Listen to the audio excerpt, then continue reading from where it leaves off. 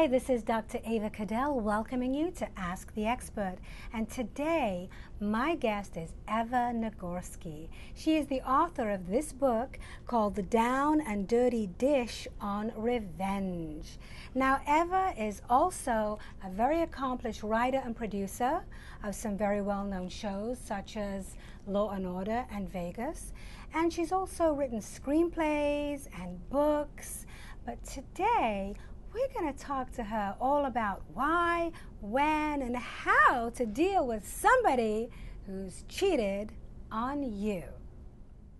So welcome, Eva, and please tell our viewers what the subtitle of your book is.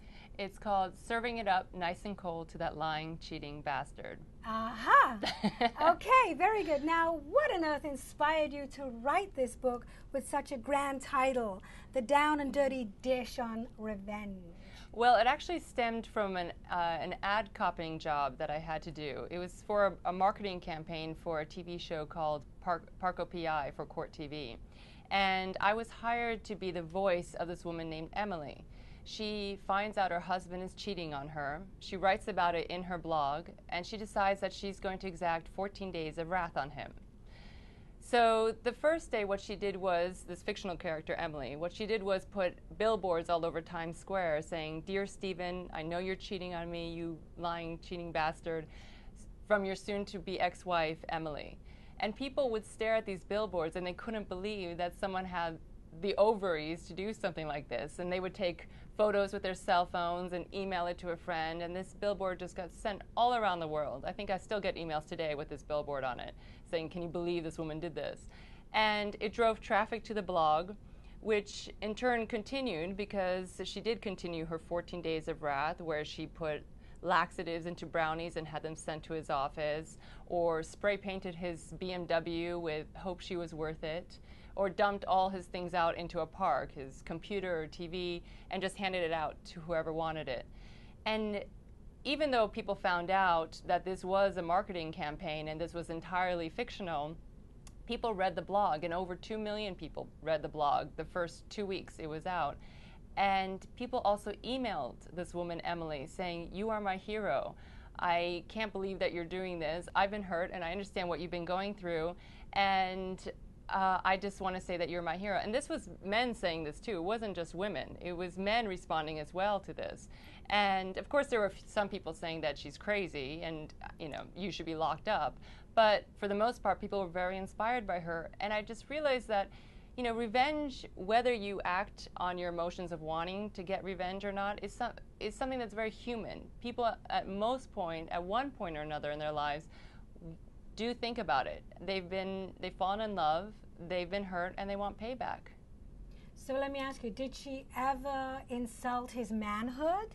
Yeah, in the billboard she did. She did? Yes. What did she say? So she said, see, I can't even remember exactly the billboard. That doesn't have to be exact. But what did she allude to? But she basically, she insinuated that he had a small member. Aha. So, not which what is men want to hear. Not what men want to hear at all. No. Okay. Never. So why do you think it's important that we talk about revenge?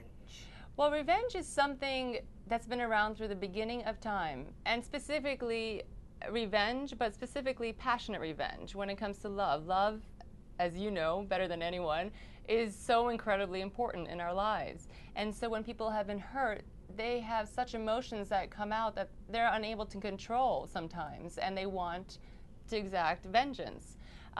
So it has been around from the beginning of time, you know, eye for an eye, a tooth for a tooth, and it still happens today. It's headline news when things happen. You know, the Tiger Woods scandal that all started with an act of revenge, and that's how it all came out about what he was doing. And so it is important to discuss it, because when someone gets hurt, there's sometimes very chaotic emotions that come with that hurt. And to feel like you're all alone in it and unable to know what to do with these emotions, it can be a very scary thing and can really drive people into negative directions. And that's happened as well. I mean, people have died as a result of revenge.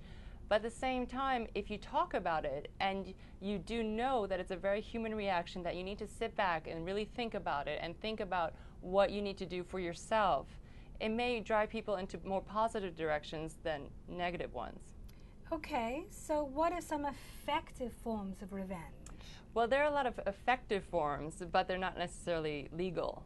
Ah. So, well, let's talk about the ones that are legal. The legal, yes, because we don't want anyone breaking the law and blaming us.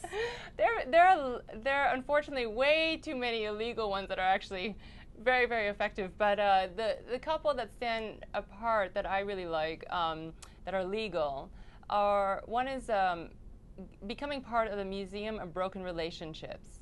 It's a traveling museum that was started by a Croatian couple. They broke up. They didn't know what to do with all the things that they had gathered together, so they decided to put it into a form of art, where they placed their objects and then wrote something about what this thing meant to them and how their relationship ended. And they had people donate from all over the world. This museum now is traveling everywhere, and people are donating from everywhere, and it's incredible, the things they've accumulated. And it's a way of just getting rid of something that meant something to you from that relationship and showing you've moved past that. And making money out of it. No, well, this one I don't know if you can make money off of it. But this next one, the exboyfriendjewelry.com, is a website that you can make money off of. Okay. So basically, it's what it sounds like. You have jewelry that you received from your ex, and you don't want it anymore, yet you don't want to throw it away. You might as well make some cash off of it and get rid of it and show him that you no longer care or even need that piece of jewelry.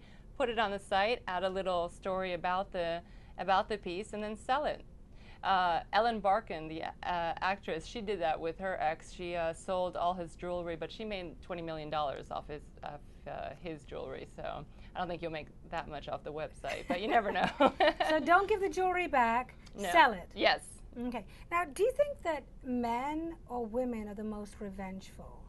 I think it's different. I think there have been studies that say men are, but that they're slightly more than women, because women are more compassionate, that no matter what, they'll always be a little bit more sympathetic because of just our womanly nature, I guess. But men's acts of revenge are usually harsher and more violent than women's. Women's are usually more calculated and thought through and more manipulative and creative. So this book obviously is geared more towards women, but there are stories of men getting revenge on women and taking a look at that side of things.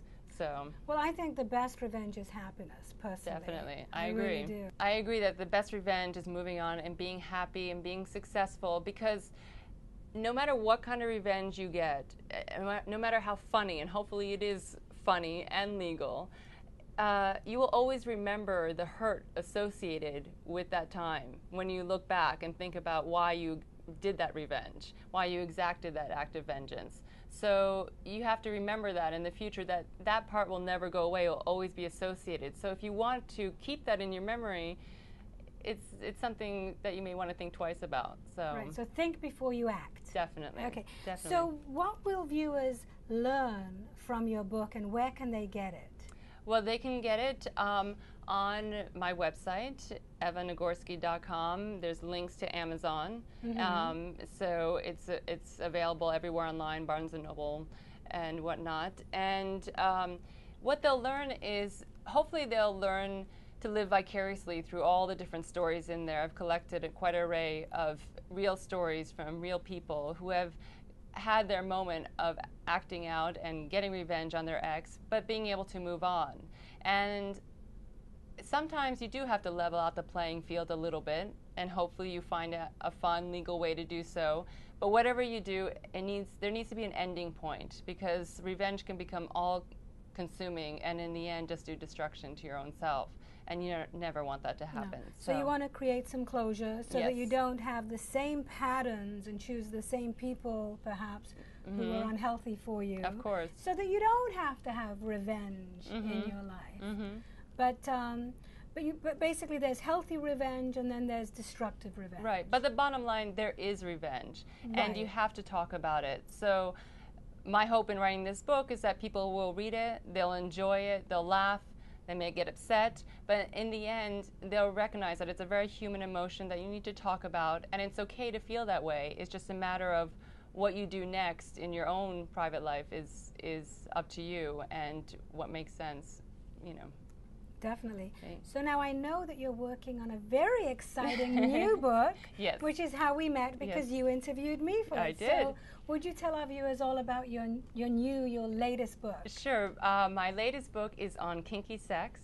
It is going to be published by Penguin, and it is a look at kinky sex in general. What is going on around the world? Where has kinky sex been in history? How it's becoming more mainstream today? So it will come out, as of right now, in the fall of 2011. So great. We're looking forward to that. So thank you so much for being our guest and for teaching us more about revenge. I hope that you all learned something new about revenge and get Eva's book.